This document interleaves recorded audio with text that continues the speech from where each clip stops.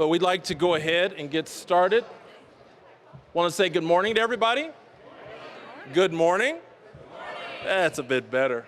Welcome to Grand Rapids Community College. A special welcome to Governor Gretchen Whitmer for being at GRCC this morning. If you recognized last night as Governor Whitmer gave her State of the State address, where she talked about many things that have to do a lot with our state, but also a lot to do with West Michigan.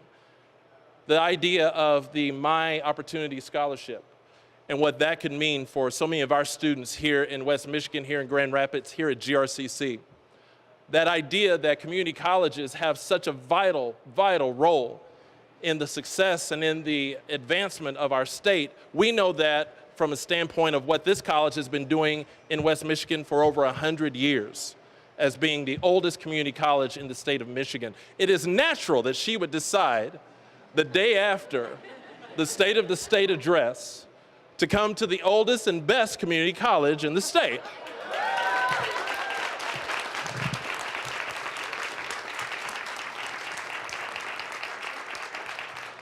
We could have told her and reminded her last night, as we may at some point, that she is at the community college that is hosting the first medical assistant apprenticeship ever created in the country. We were the first. Someone probably would have told her that. They probably would have also told her that this is one of 10 community colleges in the country to be partnered with the rock group Metallica to help build skilled trades. And while that was a nice $100,000 grant, you just can't put a price on the traction of public relations that got for this institution to be partnered with Metallica.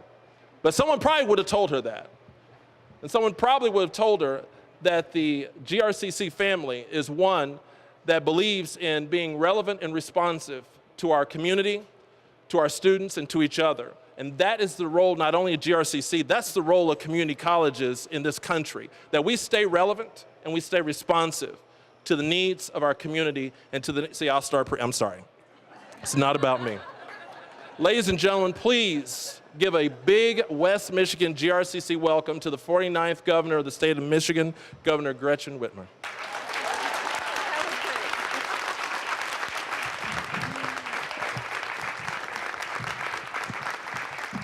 That was great. Dr. Pink was on a roll. I feel like we should play Metallica every time you call people together. Well, thank you. I appreciate the warm welcome and the opportunity to sit down with so many people who are a part of making GRCC so successful, and the stories that I get to hear about people who've had this opportunity and gone on to do great things. That's just really inspiring. What I don't appreciate is you just put me on the wrong side of all the other community colleges with that introduction. But GRCC is a phenomenal place with great leadership, and having grown up here in the Grand Rapids area, you know, I am proud to be from the west side of the state, and I am grateful for some of the wonderful things that are happening. As the governor of the whole state of Michigan, though, I do need to acknowledge that the skills gap that we have as a state, the opportunities that we need to fill today and into the future, we've got work to do. And some of the great work that's happening here, we need to replicate, we need to expand upon, we need to support. Because in the state of Michigan, there is a path for everyone to prosperity. There is a path to a great life here in Michigan for everyone. And the old mindset that there is a ladder to prosperity and one way up is wrong, and it's done us a huge disservice.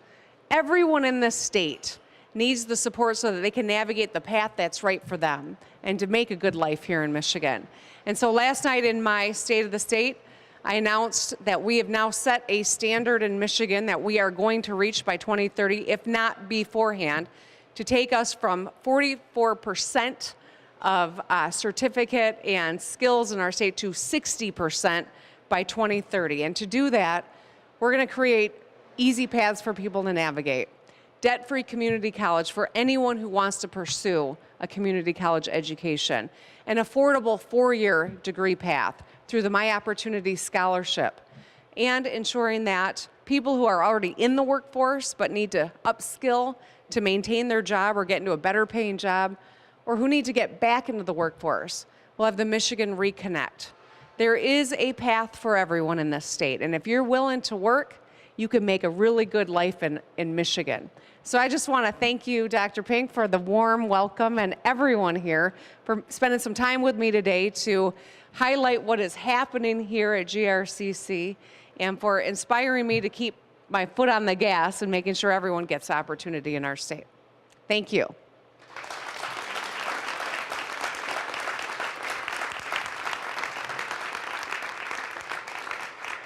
I think we have a little bit of time for a couple of questions, right, Bobby? I don't know that we have a hard number, Rick, but of course during the campaign, this was something that I campaigned on. We know that right now our post-secondary attainment is really low, 44% right now, when we know that the vast majority of new jobs require it. Vast majority of jobs that are going unfilled right now that pay well require it, and to be at 44% when other states around us and across the country have set great expectations. Last night I announced our goal of 60%. We were the last state in the Midwest to actually formally set a goal. We were one of only 9 states in our country that didn't have a goal. And while it is bold and it's going to take a lot of work, it's important that we meet that goal so that as we grow our economy, we grow our family incomes too. And so that's why the real paths to skills is something that is so important to us attaining that. I don't know that I can predict what the number is in terms of the community college pathway, but I do know this. If people see a complete barrier in terms of the cost of getting skills, if they don't understand how to navigate it, if they don't understand what some of these programs mean, like Kalani and I were talking about earlier, that there's a great path into public works, but it never dawned on him until he had the chance to get to talk to people that were in it. If we don't open those up and educate the public, we're never going to meet that goal. And if we don't meet that goal, we're going to get left behind what's happening in the rest of the country. And so that's why this is so important. And that's why when I hear stories like Kalani's, it is incredibly inspiring to know you can come to GRCC and then get into public service and make a good living and support the people in your community. All right. Well, you asked a lot of big questions there, DeAndre, but I will say this, that I think that we've got a great vision and a lot of great partners on criminal justice reform. Someone's background, a past mistake for which they've paid their debt to society should not hold them back from opportunities moving forward. And I think that's really important for us as a state, for individuals in our state, and that's something that I am going to champion and that we're going to make sure we get done. Second, with regard to some of the partnerships that are happening, when we make this investment and set this goal, we are going to see innovation that changes communities. The partnerships that we talked about earlier with GRCC and West Michigan Works and the private sector, these are things, leaders that have come together to say, how can we be a part of this and really make sure we're lifting up the community through opportunity and skills? When we push through and make the My Opportunity Scholarship a reality, we're going to see other communities following suit, expanding on that, coming up with new ideas about how we connect people so they can navigate this path for them. And I think that that's the most exciting thing here. When there's no light at the end of the tunnel, it's hard to do the work that today requires. But if you see a path, that's where innovation happens. I always look at the Kalamazoo Promise, right? This great opportunity for kids who graduate from Kalamazoo Public Schools. It didn't just change the behavior of children in the schools, it changed the whole behavior of a community, supporting early childhood education programs because there was light at the end of the tunnel. That's what this is, and I think that's the real potential here, is that when we create those paths, we change behavior in sectors that you don't anticipate because people want to make sure that we all capitalize on this opportunity. So a couple of things. On Governor Snyder's, the work that the commission did, there's a lot of good stuff in there. Unfortunately, they were ideas that were never executed and acted upon. we're going to act. This is something that I think is a small investment compared to everything else that state government does that has the potential of enormous returns. So this is something that I will be building into my budget as I introduce it on March 5th to the legislature. Now, with regard to getting Republican support, I have to get Republican support. You know, we have divided government in Michigan. We also have a chance to show the world and show the people of our state that divided government doesn't have to be synonymous with dysfunction and gridlock. That the great legacy of our state is Democrats and Republicans recognizing they're Michiganders first, or Michiganians if you insist, right? But recognizing that we are Michiganders, number one. Community colleges are in every district in this state. They serve Republican and Democratic families and nonpartisan and non-political families as well. We are all better off when we raise skills in our state.